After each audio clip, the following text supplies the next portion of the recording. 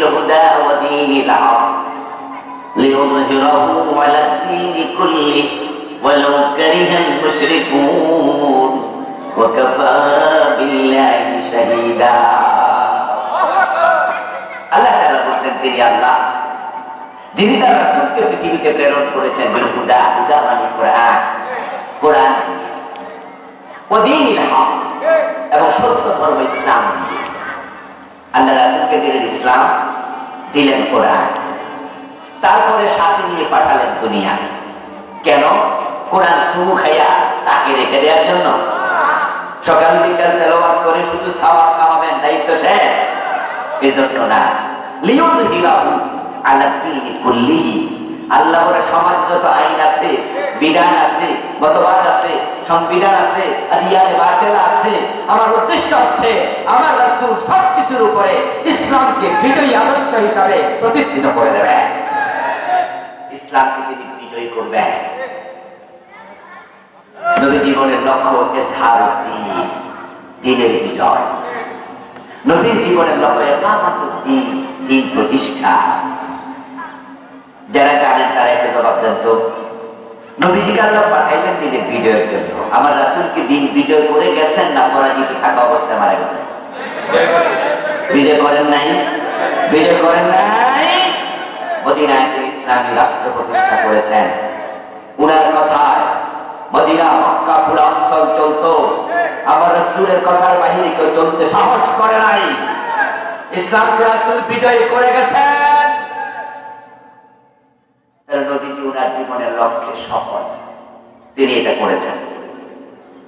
এখন আপনি আর আমি যদি মনে করি যে জীবনের লক্ষ্য আমরা দ্বীনের বিজয় করব, বাংলাদেশে কি দ্বীন বিজয়ী অবস্থায় আছে না পরাজিত?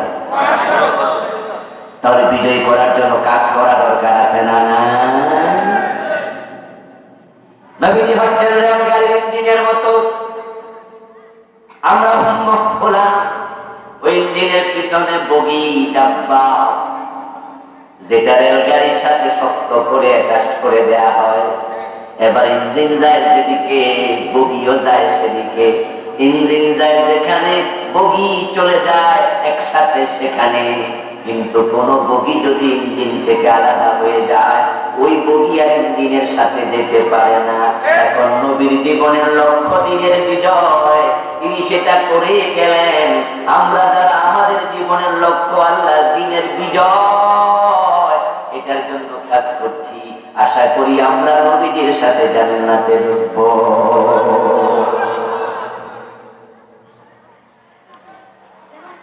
কয়দিন আগে টেলিভিশন সাক্ষাৎকারে এটিএম আজহারুল ইসলাম ভাই সাংবাদিকদের সাথে কথা বলছিলেন।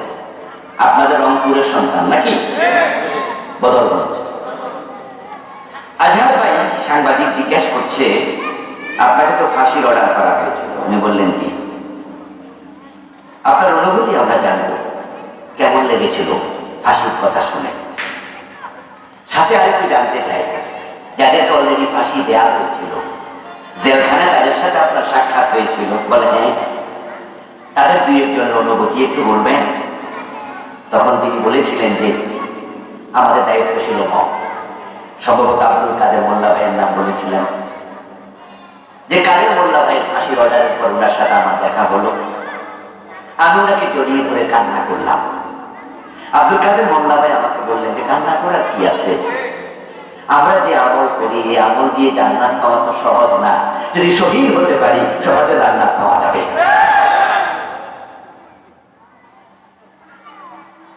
দেখছেন একজন ফাঁসির আসামির অভিব্যক্তি, অনুভূতি।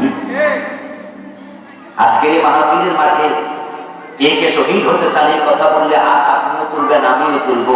বাস্তবে যদি শহীদের কথা আসে তখন কয়জন টিকবে? এটা খুব জটিল প্রশ্ন। এমনি বলে লড়াই লড়াই লড়াই চাই, পরে বাস্তবে লড়াই লাগলে আমি নাই। কিন্তু সেটা হলো কাদের মোল্লা শাহাদাতের রায় শোনার পরে কাছে গিয়ে মাঝহার ভাই উনাকে প্রবোধ দিচ্ছে, সান্ত্বনা দিচ্ছে, কান্না করার কিছু নাই, আমরা তো শাহাদাতই চাই। ও দোস্ত, আল্লাহ জান্নাত পাওয়ার জন্য নবী মুহাম্মদকে জীবনের লক্ষ্য বানাও, উনাকে ট্রেন গাইডের মতো ফলো করো, উনার কিছু রাসূলুল্লাহ সাল্লাল্লাহু আলাইহি ওয়াসাল্লাম আল ইসলামু ইয়া'লু ওয়া লা ইউলা আলাইহি, আমার রাসূল বলেছেন ইসলাম বিজয়ী হতে এসেছে, ইসলাম পরাজিত হতে আসে নাই। কিন্তু বড় কষ্টের কথা, আমরা এখানে মুসলমান আছি 16 কোটির মতো। বাংলাদেশের লোক যদি 18 কোটি হয়, মুসলমানই আমরা 16 কোটি। 54টা বছর চলে গেল, এই দেশে ইসলামের বিজয়টা তো হলো না। তাহলে বোঝা গেল আমার রাসূলের আমলের সাথে আমাদের আমলের মিল নাই। আলহামদুলিল্লাহ, এবার দিন বিজয়ের একটা আলামত আমরা দেখছি, লক্ষণ দেখা দিয়েছে। পেশিসরা জুলাইয়ের আন্দোলনে বাংলাদেশ থেকে পালিয়েছে, রাম এবং বামেরা গায়েব হয়ে গিয়েছে। হাসানুল হকেরও, রাশেদ খান মেরান সহ বামপন্থী গুলো এখন অ্যারেস্টে, কেউ জেলখানায়, কেউ ইঁদুরের গর্তে ঢুকেছে। তাদের সাহায্যকারীরা দিল্লিতে পালিয়ে গেছে। ইসলাম আল্লাহ ডানপন্থীদের হাতে, ইসলাম ওয়ালাদের হাতে আল্লাহ এখন বাংলাদেশ তুলে দিয়েছে।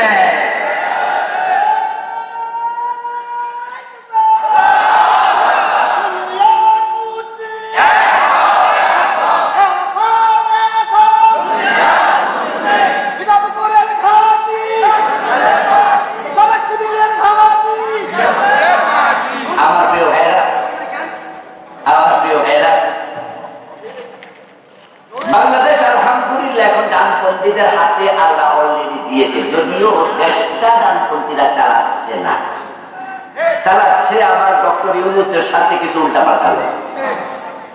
তার আপনার ক্যাবিনেটে উপদেষ্টা পরিষদে যারা আছে সব ইসলামপন্থী। এই যে নারী সংস্কার নীতি, নারী সংস্কার কমিশন যে নীতি উপস্থাপন করলো, ওরা এমন ভাবে উপস্থাপন করছে এটা পুরাটাই বলা চলে ইসলাম বিরোধী। আমাদের রক্তের উপর দিয়ে ডক্টর ইউনূস ক্ষমতায় বসলো, কিন্তু ক্যাবিনেটটা বানাইলো আবার উল্টা পাল্টা লোক নিয়ে। কিন্তু তাদের বেশি দিন আর ক্ষমতা নাই, মাত্র আর ফেব্রুয়ারি ওরা চলে যাবে। যেহেতু এখন বামেরা নাই, রামেরা নাই, এখন আমরা ইসলামপন্থীরা এবার যদি মাথা তুলে দাঁড়াতে পারি, এবারের সংসদে আল্লাহর কোরআনের সংসদ হয়ে যেতে পারে। ইংরেজিতে প্রবাদ আছে, মর্নিং সজদা ডে, প্রত্যুষ দিবসের প্রতিচ্ছবি। সকালবেলার আকাশ দেখলে অনুমান করা যায় দিনটা কেমন যাবে। আমাদের ডাকসু, চাকসু, চাকসু, রাকসু, 4টা বিশ্ববিদ্যালয়, বাংলাদেশের সেরা বিশ্ববিদ্যালয়। ওখানকার ছাত্র ছাত্রীরা, যুবক যুবতীরা ইসলামের পক্ষে রায় দিয়ে প্রমাণ করেছে, তারা জেগে উঠেছে। আমাদেরও জেগে ওঠা দরকার। আমরা ইসলামের মাথা তুলে দাঁড়ালে এবার ইসলামকে ঠেকাতে পারবে না, পারবে না।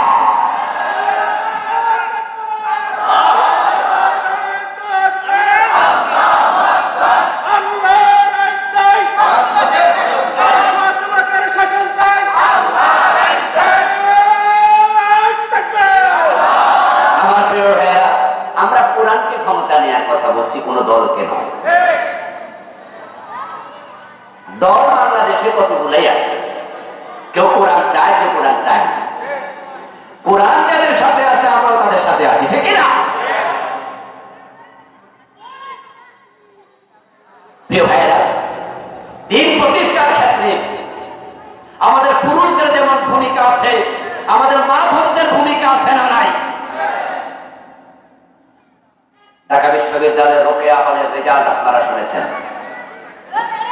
সেখানে বোনেরা, আমাদের বোনেরা ইসলামের পক্ষে এবার কোন রায় দিয়ে দিয়েছে।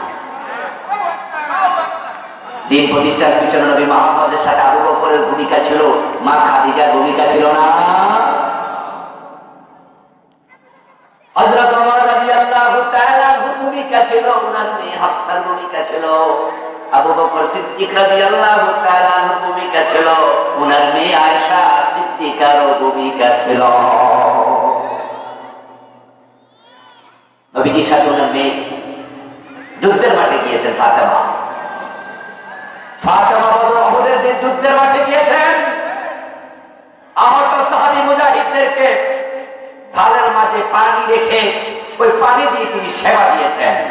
নবীজির ফুফি সাফিয়া বিনতে আব্দুল মুত্তালিব রাদিয়াল্লাহু তাআলা আনহা রাসূলের সাথে খায়বারের যুদ্ধে গিয়েছে। মা বোনদের ভূমিকা ইসলাম প্রতিষ্ঠার জন্য ছিল এবং প্রিয় নবীর দাওয়াত সর্বপ্রথম উনার নবুয়তের কিরণ, উনার নবুয়তের আলো যে অন্তর থেকে আলোকিত করেছিল, সে আলো ছিল একজন মহিলা অন্তর, মা খাদিজাতুল কুবরা। আজকের মাহফিলে আমার মা বোনেরা এসেছে, আমরা একটি কোরআনের বাংলাদেশ দেখতে চাই। আমার বন্ধু এক বাপের 4 সন্তান, 3টা 4টা ছেলে। 3 ছেলে বাবাকে মাকে খুব ভালোবাসে, খোঁজ খবর নেয়, ওষুধপাতি কিনে দেয়, অফিসে যাওয়ার আগে বাবা কেমন আছো মা, কি অবস্থা, তারপরে যাইয়া বিকাল আবার ফোন দেয়, মাঝে মাঝে ওষুধপাতি খাইছো কিনা, ভাত খাইছেন কিনা। সন্ধ্যায় ফিরে এসে আবার বাবা মার কাছে যায়, খোঁজ খবর নেয়, রাতে গল্প গুজব করে তারপরে ঘুমাতে যায়। 4 ছেলের মাঝে একটা ছেলে আছে মা বাবা খবরই নেয় না, কেমন আছে জিজ্ঞাসা করে না। কিন্তু সেই ছেলে আলগা বসে বসে বাকি 3 ছেলের সমালোচনা করে। কি সমালোচনা করে? যে 3জন শুধু মেয়া করে, মা মা করে, বাবা বাবা করে, ছোট মানুষের মতো এত করা লাগেনি। সে নিজেও ডাকে না, এদিকে দেখান, সে নিজেও বাবা ডাকে না, সে 3জন বাবা ডাকে সেটাও সহ্য হয় না। আপনাদের কাছে আমার প্রশ্ন, যে ছেলে মা বাবা ডাকে না তাকে কি মা বাবা জন্ম দেয় নাই? জন্ম দিয়েছে, মা বাবা জন্ম দিয়েছে, তো সে খবর নেয় না। সে 3জন খবর নেয়, ওই 3 জনের এটা কি দোষ না গুণ? লোকজন কথা বলতেছে না কেন? দোষ না গুণ? আর যে খবর নেয় না এটা তার গুণ না দোষ? যে খবর নেয় না সে গুণী ব্যক্তিদের দোষ ধরে। কোরআনের আইনের কথা বলছি, কেউ কেউ মনে মনে এখানে বলতেছেন হুজুর মনে কোনো রাজনীতি করতেছে, কোনো দলের কথা বলতে চায়। আল্লাহর কসম, আমি দলকে প্রাধান্য দিয়ে কথা বলছি না। ইসলামী দল তো বাংলাদেশে অনেক আছে, আপনি যেই কোনো দলের পক্ষে যাবেন, কোরআনের পক্ষে থাকলে আমার দাওয়াত হয়ে গেছে। আমি যে আল্লাহর কোরআন সংসদে না।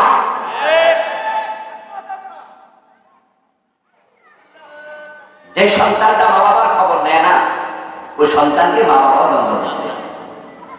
এবার বলুন তো, যে কোরআনের আইনের কথা আমি বলছি, কোরআন বিজয়ের কথা বলছি, কোরআন কি আমার একার কিতাব, আপনার কিতাব না? এটা কোন দলের কিতাব? তো সবাই তো কোরআনের পক্ষে থাকা দরকার। আপনি কোরআন চান না, এটা আপনার দোষ, আমাদেরকে দোষী করা যাবে না।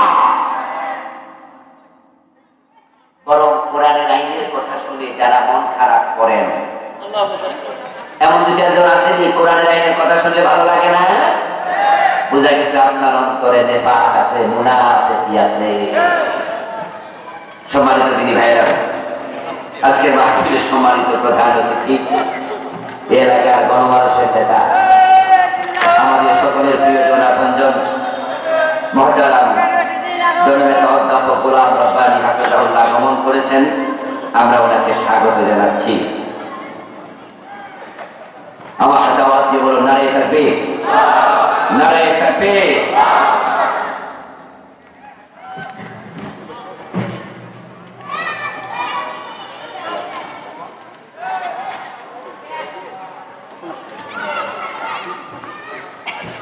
কামের দিন তো দিনের বেলা তো আসলে মাহফিলে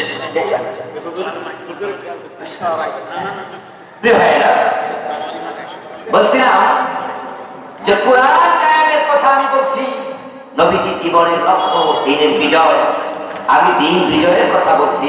আচ্ছা, যে নবীজি দিনের বিজয়ের কথা বলছি, ওই নবীজি কি আমার একা? উনি আপনার নবী নন। যে কোরআনের আইনের কথা বলছি, যে কোরআন কি আমার একা? ওটা কি আপনার কিতাব নয়?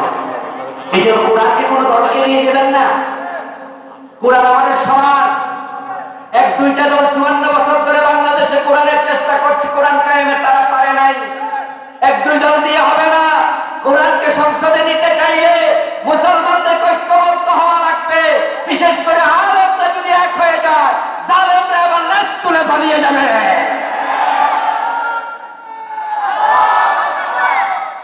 প্রিয় ভাইরা, নবীজি দিন বিজয়ের লক্ষ্যে পৃথিবীতে এসে মক্কায় 13 বছর প্রচেষ্টা চালালেন।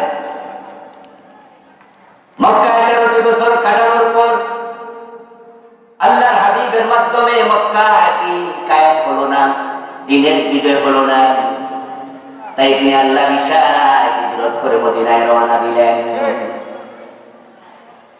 মদিনায় রওনা দিয়ে প্রিয় নবীজি ভাবছেন, মক্কায় তো দিনের বিজয় করতে পারলাম না, কেমনে পারবো?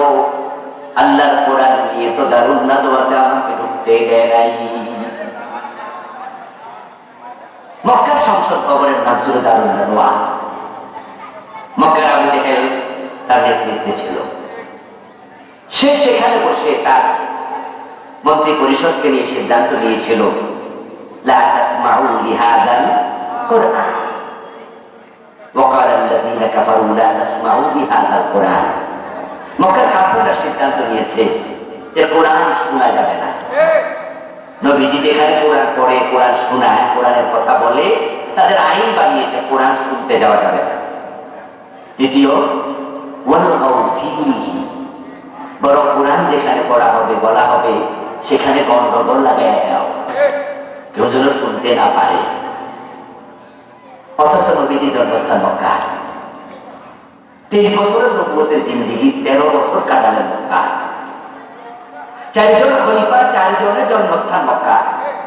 আশারা আল মুবাশশারা 10 জনের জন্মস্থান মক্কা। কোরআনের 114 সূরার মধ্যে 86টা নাযিল হয়েছে মক্কা, মাত্র 28টা নাযিল হয়েছে মদিনায়। কিন্তু দিনের বিজয়টা মক্কায় হলো না, মদিনায় হলো। কারণটা কি? কারণ মক্কার পরিবেশটা ইসলামের অনুকূল ছিল না। তাই তিনি নবীজি যাচ্ছিলেন মদিনায়, মনে মনে ভাবছিলেন কি লাভ হবে যদি মদিনায় গিয়ে দেখি আরেক আবু জেহেল সেখানে সংসদে বসে আছে। মানুষের মনের খবর সবচেয়ে বেশি জানেন কে? আল্লাহ ওহী পাঠালেন, জিবরিলকে পাঠালেন হিজরতের পথে কোরআনের একটি আয়াত নিয়ে, যাও আমার নবীকে এটা বলো। আয়াত এসে গেল, وقل ربي ادخلني مدخل صدق واخرجني مخرج صدق واجعل لي من لدنك سلطانا نصيرا। ও প্রিয় নবী, মন খারাপ করার কিছু নাই, টেনশন করার কিছু নাই। ক্ষমতার মালিক আমি আল্লাহ, তাই আপনি আমার কাছে দোয়া করেন, বলুন, ও আল্লাহ, আমাকে মক্কা থেকে উত্তম ভাবে বের করে না, উত্তম ভাবে মদিনায় পৌঁছিয়ে দাও।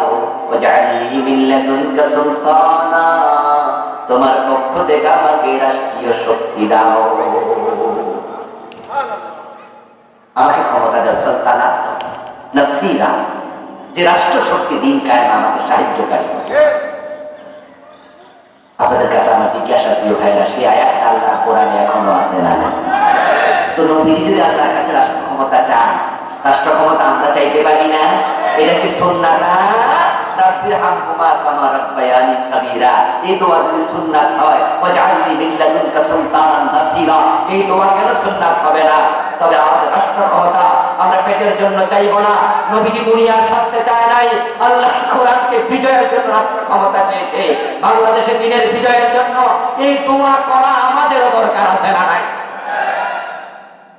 কিন্তু আমরা রাষ্ট্র ক্ষমতার কথা বললে আপনারা বলেন হুজুররা আবার রাজনীতি করে না, এটা কি দরকার? এমন হুজুর বাংলাদেশে এখনো আছে যে হুজুররা বলে আমরা কোনো রাজনীতি করি না। নবীজি মদিনার প্রেসিডেন্ট 10 বছর, আর তুমি তুমি রাজনীতি করো না। নবীর আদর্শের সাথে তোমার জীবনের মিল নাই। আবু বকর, ওমর, ওসমান আলী রাদিয়াল্লাহু তাআলা আনহুম 4 খলিফা, 30 বছর রাষ্ট্রের প্রেসিডেন্ট। হযরত ওমর অর্থদুনিয়ার সম্রাট, আবার মসজিদে নববীর ইমাম, একসাথে দুটা চালিয়েছেন। আমার রাসূল মদিনায় গেলেন, দোয়া কবুল হয়ে গেল রাস্তায় থাকতেই। মদিনায় গিয়ে দেখেন আউস, খাজরাজ, বনু নজির, বনু কুরাইজা, বনু কাইনুকা, মক্কা, মদিনার ইহুদি, খ্রিস্টান যারা ছিল সবাই মিলে তারা বৈঠক করে সিদ্ধান্ত নিল, এখন থেকে মদিনার প্রধানমন্ত্রী, মদিনার প্রেসিডেন্ট, শাসনকর্তা মুহাম্মদ রাসূলুল্লাহ। ইসলামের বিজয় হয়ে গেল। কোরআনের আইনগুলো সমাজে কায়েম হতে শুরু করলো। কোরআন সমাজে না থাকলে দিনের বিজয় থাকে না। দিনের বিজয় ততক্ষণ হবে না আইনের ঘরে যতক্ষণ কোরআন ঢুকবে না। বাংলাদেশে 92% মুসলমান আমরা আছি, 3.5 লাখের মতো মসজিদ আছে, লক্ষ লক্ষ আলেম ওলামা আছে, কিন্তু দিনের বিজয় নাই। শুধুমাত্র একটা কারণে, আমাদের সংসদ আল্লাহর কোরআন দিয়ে চলে না। তাই মুসলমানরা এক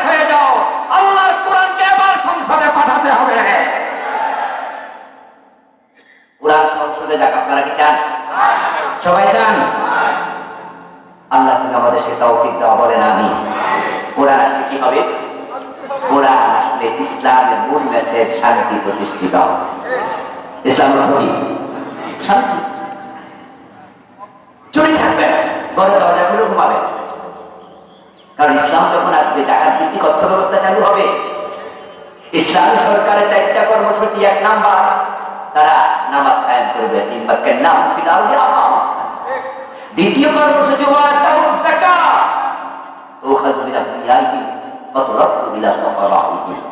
হযরত ওমর রাতের বেলায় নিজের কাঁধে আটার বস্তা নিয়ে গরিবের বাড়িতে গিয়েছেন। ক্ষমতা ইসলামকে বসাও, আমাদের নেতারা টাকা চুরি করে বিদেশ বাড়ি বানাবে না, বরং তোমাদের হক তোমাদের বাড়িতে পৌঁছিয়ে দেবে ইনশাআল্লাহ। যখন গরিবের কাছে জাকাতের অর্থ পৌঁছে যাবে, দারিদ্রতা থাকবে না। 10 থেকে 12 বছর 15 বছরের ভিতরে দারিদ্রতা আস্তে আস্তে কমতে থাকবে। অল্প কিছুদিনের ব্যবধানে সেটা শূন্যের কোঠায় চলে যাবে। হযরত ওমরের সময় আমরা শুনেছি জাকাত বিভাগের কর্মচারী জাকাতের টাকা কাঁধে নিয়ে ঘুরত, জাকাত খাওয়ার মতো লোক ছিল না। শান্তি পৃথিবীর মানুষ দেখেছে। অর্থ দুনিয়ার সম্রাট ওমর গাছতলায় একা একা ঘুমিয়ে থাকতেন, বডিগার্ডের প্রয়োজন হয় নাই। ইসলাম আসলে মাদক থাকবে না, চুরি ডাকাতি থাকবে না। দারিদ্রতা যখন বিমোচিত হয়ে যাবে, তখন চুরি থাকবে কিভাবে? চুরি করবে কেন? তবে হ্যাঁ, কিছু মানুষ যারা আছে স্বভাবে চুরি করে, যারা অভাবে চুরি করে, তাদের অভাব আমরা দূর করে দেব। আর যারা স্বভাবে চুরি করে, তাদের হাত কেটে দেওয়া হবে। 100 চোরের হাত কাটলে 1000 চোর তারের মতো সোজা হয়ে যাবে।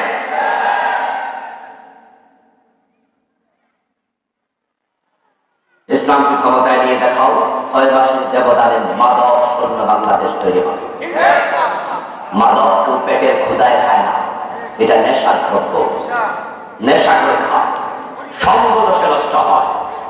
কিন্তু মজার ব্যাপার হলো 6 মাসে কিভাবে মাদক মুক্ত হবে বাংলাদেশ? এটা কেন বললাম অল্প সময় কেন? আমি তো বলি 6 মাসও লাগবে না ইনশাআল্লাহ, কারণ মাদক বাংলাদেশে তৈরি হয় না। যত হেরোইন সব বিদেশ থেকে আসে, যত ফ্যান্সিডিল সব ভারত থেকে আসে, যত ইয়াবা সব মায়ানমার থেকে আসে। আমরা বর্ডার ক্রস করে দেব, বিজেপিকে বলে দেবো মদ ঠকবে না, নেভিকে বলে দেবো সাগর দিয়ে মদ আসবে না, এয়ারফোর্সকে বলে দেবো আকাশ পথে মদ ঠকবে না।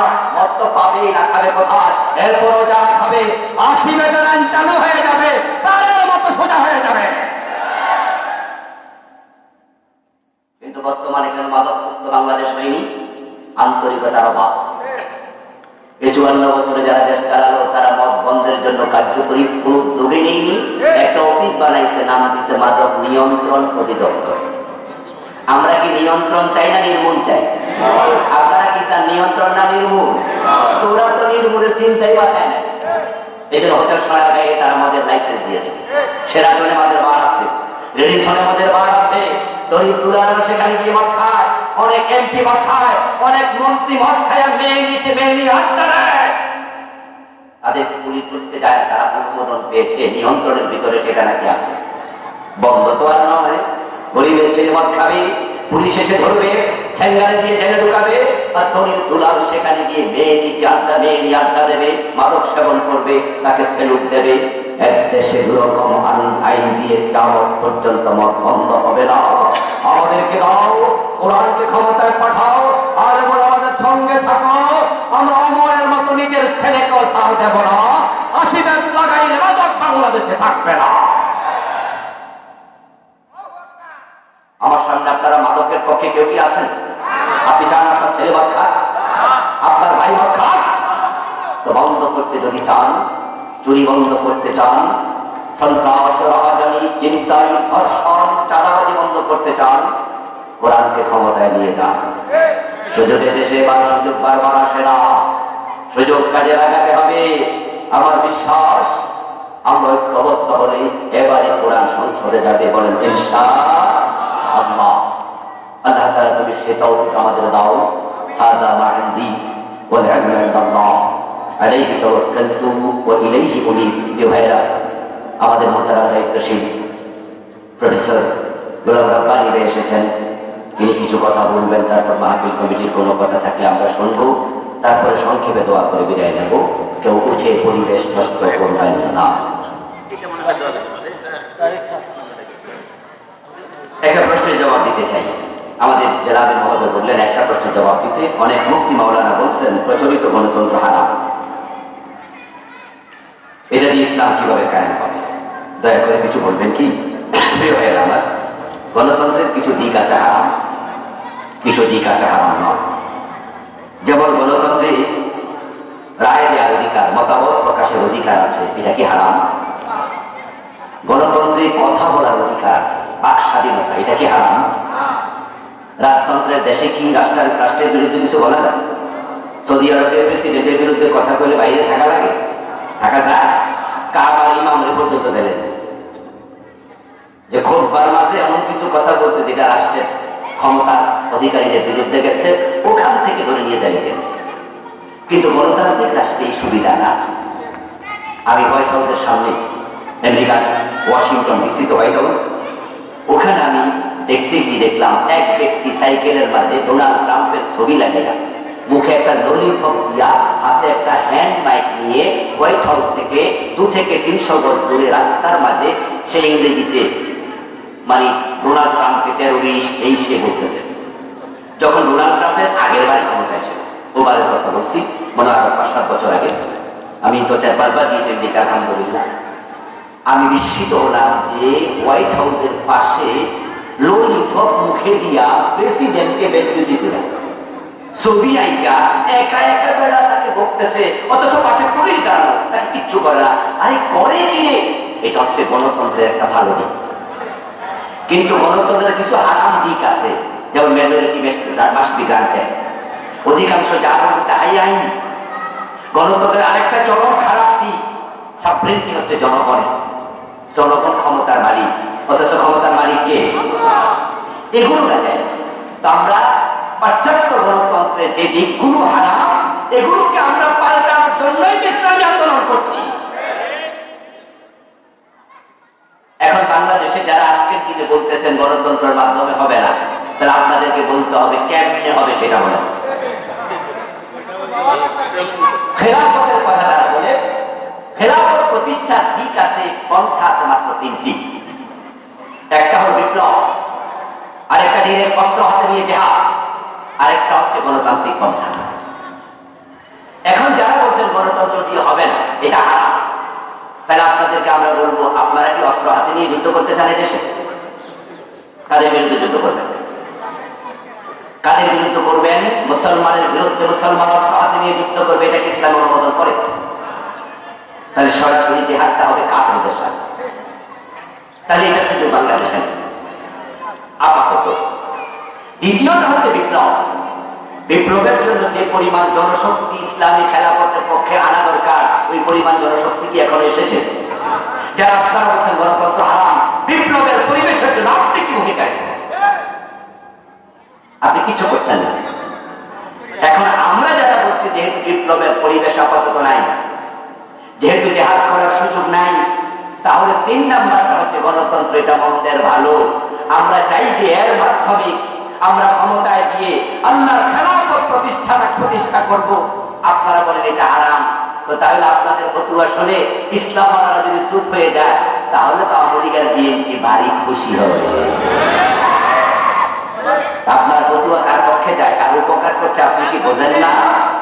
এই জন্য যারা এই জাতীয় ফতুয়া দিচ্ছে তাদেরকে আমরা বলি, প্লিজ থামুন, বুঝে শুনে কথা বলুন। সমস্যা সৃষ্টি করার জন্য ইসলাম আসেনি, সমাধান দিতে এসেছে। আপনারা ঘোষণা দিয়ে দেন আপনি আমির, আপনি জেহাদের ডাক দেন, তাহলে দেখবো কয়েকজন যায় আপনার সাথে। আর আপনি কিভাবে জেহাদ করে খেলাফত প্রতিষ্ঠা করেন সেটা আপনি করছেন না। আপনি বিপ্লবের জন্য ঘোষণা করলেন আপনি আমির, এই দল আপনার, বিপ্লবের জন্য আপনি লোক সংগ্রহ করছেন, দেখি কয়জন আপনার সাথে আছে, সেটাও করছেন না। আমার গণতন্ত্র হারাম বলে আমরা যারা কাজ করছি আমাদেরকে দূরে সরিয়ে দেবেন। বুঝতে হবে ডাল মে কুছ কালা হে। শুকরান জাযাকুমুল্লাহ। আলহামদুলিল্লাহ, এতক্ষণ ধরে আপনারা প্রধান মেহমান ডক্টর আবুল কালাম আজাদ মাসাল, প্রধান মুহাদ্দিস মদিনাতুল উলুম কাবির মাদ্রাসা ঢাকা, আজকে প্রধান মেহমানের এতক্ষণ ধরে আমরা কোরআন ও হাদিস থেকে অত্যন্ত গুরুত্বপূর্ণ আলোচনা এবং তাফসীর শুনেছি। আল্লাহ রাব্বুল আলামিন আমার বাকি জিন্দেগিতে আমাদের সবাইকে যেন সুন্দরভাবে সুস্থভাবে চলতে পারি, আল্লাহ যেন কবুল আর মঞ্জুর করে নেয়। সবাই জোরে সোরে বলি আল্লাহুম্মা আমিন। জোরে বলেন আল্লাহুম্মা আমিন। আলহামদুলিল্লাহ। এ পর্যায়ে আপনারা দেখতে পাচ্ছেন আমাদের প্রধান অতিথি মঞ্চে কিছুক্ষণের মুহূর্তের মধ্যে পৌঁছে গেছেন, কিছুক্ষণ আগে।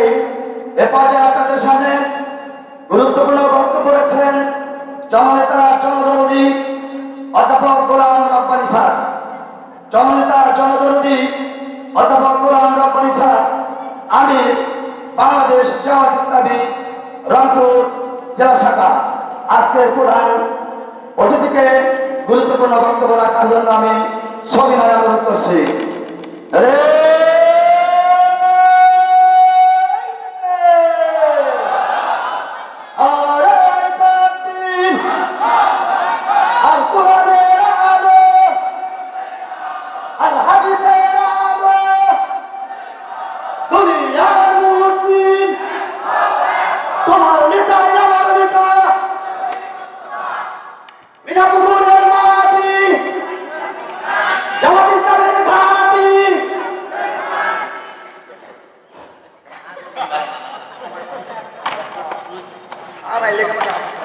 أعوذ بالله من الشيطان الرجيم بسم الله الرحمن الرحيم الحمد لله رب العالمين الصلاة والسلام على سيد المرسلين وعلى آله وصحبه أجمعين। সম্মানিত প্রধান মেহমান, আজকে প্রধান বক্তা, এতক্ষণ সুন্দর কথাগুলো আপনারা শুনছিলেন। বিশেষ বক্তা আমন্ত্রিত অতিথিবৃন্দ, সম্মানিত ওলামায়ে কেরাম, আমার সামনে উপবিষ্ট দিনদার ইমানদার ইসলাম প্রিয় ভাইয়েরা, পর্দার আড়ালের মা ও বোনেরা, আসসালামু আলাইকুম ওয়া রাহমাতুল্লাহি ওয়া বারাকাতুহু। আমাকে আপনারা কম বেশি সবাই চেনেন, আর আমার আলোচনাও মেলা শুনছেন, দেখা আগেও হয়েছে, ভবিষ্যতেও হবে। যেহেতু নামাজের সময় হয়ে গেছে, নামাজ শুরু হয়ে গেছে মনে হয়, আমি কোনো লম্বা করে কথা বলবো না। একটি কথা বলবো, এতক্ষণ যে আলোচনা আপনারা শুনছিলেন, ওনার বক্তৃতার সামান্য একটাই, সেটা হলো যে এখন সময় এসেছে, সুযোগ এসেছে কোরআনকে সংসদে পাঠানো, ঠিক না? এই কথা বলে উনি শেষ করেন না। এই সুযোগ বারবার আসে না। আমরা কোরআনকে সংসদে দেখতে চাই কি চাই না? শুধু কোরআন শুনে লাভ নাই, তাফসীর শুনে লাভ নাই যদি কোরআনের বিজয় না, ঠিক না? আমাদের দেশে কোরআন শোনার লোকের অভাব নাই, কিন্তু কোরআনকে বিজয়ী শক্তি হিসেবে দেখার লোকের অভাব এখনো আছে, ঠিক না? তো কোরআনের বিজয়টা আগে চাইতে হবে, তা না হলে আপনার আমার অবস্থা আব্দুল্লাহ বিন উবাই বিন সালুলের মতো হবে, ঠিক না? আল্লাহ রাসূলের পিছনে 5 ওয়াক্ত নামাজ আদায় করার পরেও শুধু কোরআনের বিজয় চায় নাই, আল্লাহর জমিনে আল্লাহ আইন প্রতিষ্ঠিত হবে এটা চায় নাই, মনে মনে পছন্দও করে না। এই কারণে সমস্ত আমল বরবাদ হচ্ছে কিনা? তা আপনার আমল বরবাদ হওয়ার সম্ভাবনা আছে কিনা? আছে। সুতরাং আসুন, আমরা এবার কিন্তু সুযোগ এসেছে, সব ইসলামী দল এক কাতারে এসেছে, যেটা বহুদিনের কাঙ্ক্ষিত বিষয় ছিল আমাদের কাছে। অনেক চেষ্টা করে যাদেরকে আনা যায়নি, এবার আলহামদুলিল্লাহ আল্লাহ কবুল করেছেন। সব ইসলামী শক্তি, যে কয়েকটা বড় ইসলামী দল আমাদের দেশে পরিচিত, সবাই এক টেবিলে এসেছে, এক মঞ্চে এসেছে। সমঝোতার ভিত্তিতে আগামী নির্বাচন হবে ইনশাআল্লাহ। আমি আপনাদের কাছে এতটুকু কামনা করি, আসুন কোরআন বিজয়ের জন্য, কোরআনকে সংসদে পাঠানোর জন্য আমরা ইসলামী শক্তির পক্ষে আমাদের মূল্যবান মতামত দিয়ে এদেশের কল্যাণে, একটি ন্যায় এবং ইনসাফ ভিত্তিক সমাজ গঠনে, দুর্নীতিমুক্ত, বৈষম্যমুক্ত, লুটপাটবিহীন, তেমন আয়নাঘরবিহীন এবং খুন গুমবিহীন একটা নতুন বাংলাদেশ গড়তে চাই। সেই নতুন বাংলাদেশ গড়ার পথে আমরা আগামী নির্বাচনে ইসলামী শক্তিকে বিজয়ী করি। আল্লাহ যেন আমাদের সকলকে তৌফিক দান করেন। সবাই বলে আমিন। ওয়া আখিরু দাওয়ানা আলহামদুলিল্লাহি রাব্বিল আলামিন। আসসালামু আলাইকুম ওয়া রাহমাতুল্লাহ।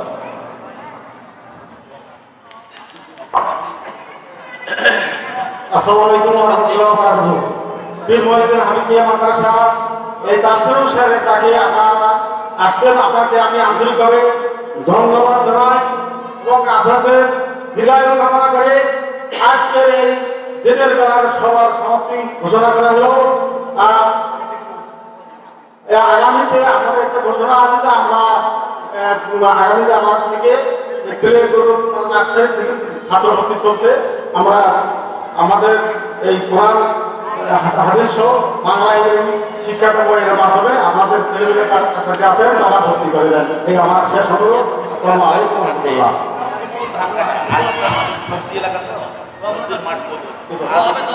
দোয়া হবে, দোয়া করে আপনারা দেন।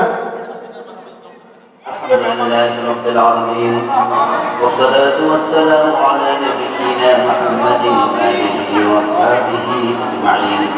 ربنا آتنا في الدنيا حسنة وفي الآخرة حسنة وقنا عذاب النار.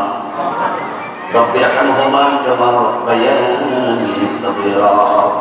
سبحان ربك رب العزة عما يصفون وسلام على المرسلين والحمد لله رب العالمين. سبحانك اللهم وبحمدك اشهد ان لا اله الا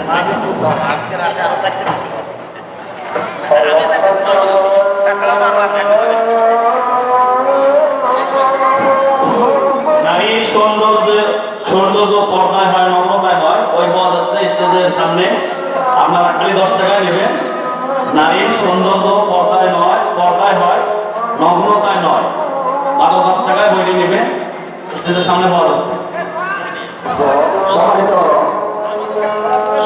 অধিকারী মানার ভাইয়ের আমার, মায়ের আমার, বোনের আমার, কিছুক্ষণ আগে শুনতে পারলেন আপনাদের চড়াহাটের মজুদ্দিন আফ্রিকি আলিল্লাহ বলে মাদ্রাসায় আগামী জানুয়ারি থেকে প্লে থেকে পঞ্চম শ্রেণী পর্যন্ত ভর্তি হবে ইনশাআল্লাহ। আমরা প্লে থেকে পঞ্চম শ্রেণী পর্যন্ত হবে ইনশাআল্লাহ। আপনাদের ছেলে মেয়েদেরকে অবশ্যই মাদ্রাসায় দেবেন। আপনাদের এলাকার মাদ্রাসা নিয়ে দৃষ্টিতে তাকাবেন। আল্লাহ পাকের অশেষ মেহেরবানিতে মাদ্রাসার রহমত বরকত নাযিল হবে ইনশাআল্লাহ। আমরা সম্মানিত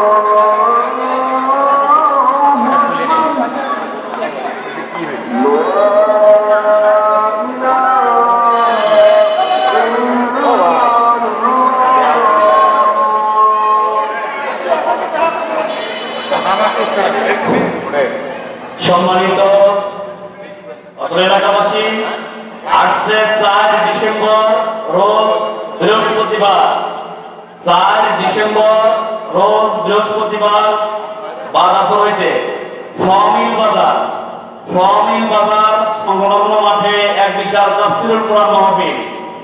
উক্ত মাহফিলে আপনাদের উপস্থিতি ও সহযোগিতা একান্তভাবে কামনা করা হচ্ছে।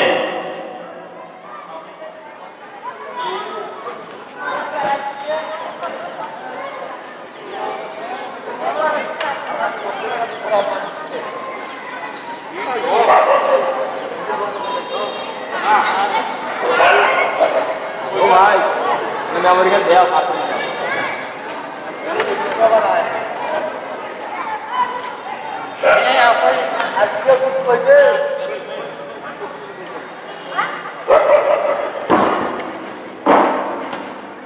আমেরিকা পড়ে আছে না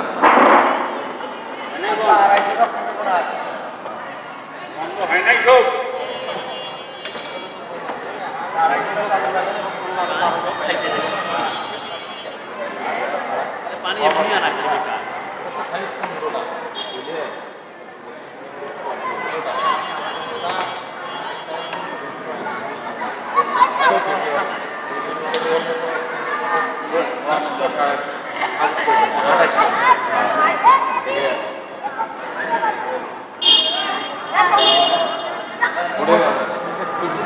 নিষ্পাকে নিয়ে তো খুলবে না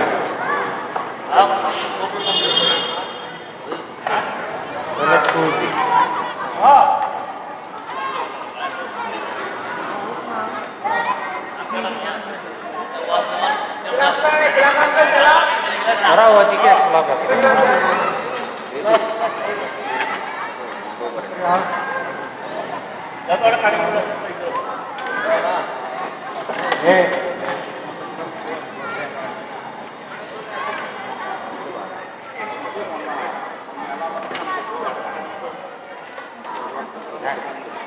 ada tuh pakai teka nah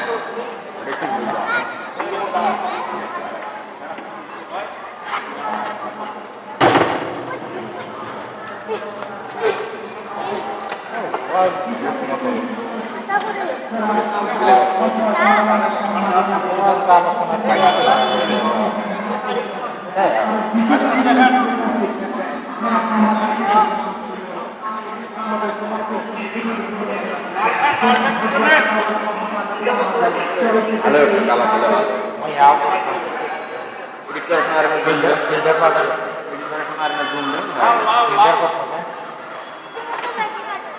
ada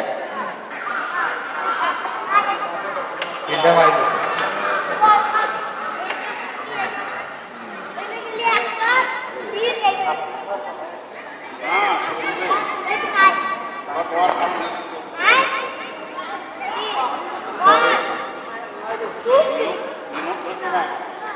ada 4K 4K हाँ मुझे 4K mana video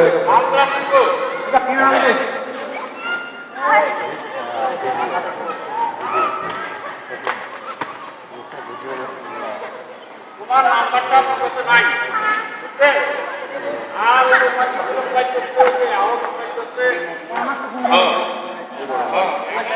কেউ বলে আও করে না আও ভালো না কাও বলে আর মানে হাতে রয়ে গো এক ভাই ভালো কোন হেলন করতে কতলে এটা কারণে পয়সালা করতে সাইকেল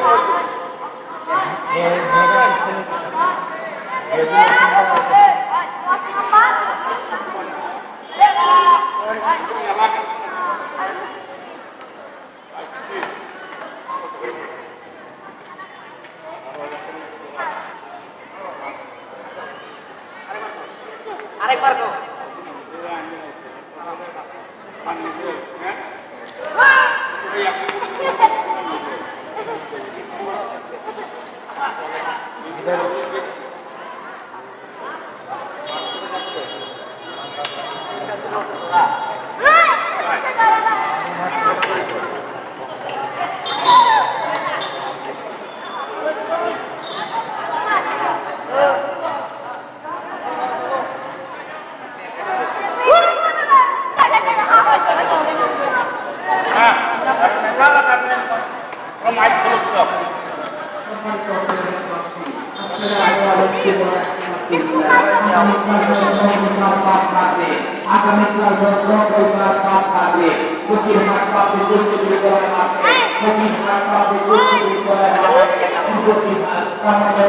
ada lalu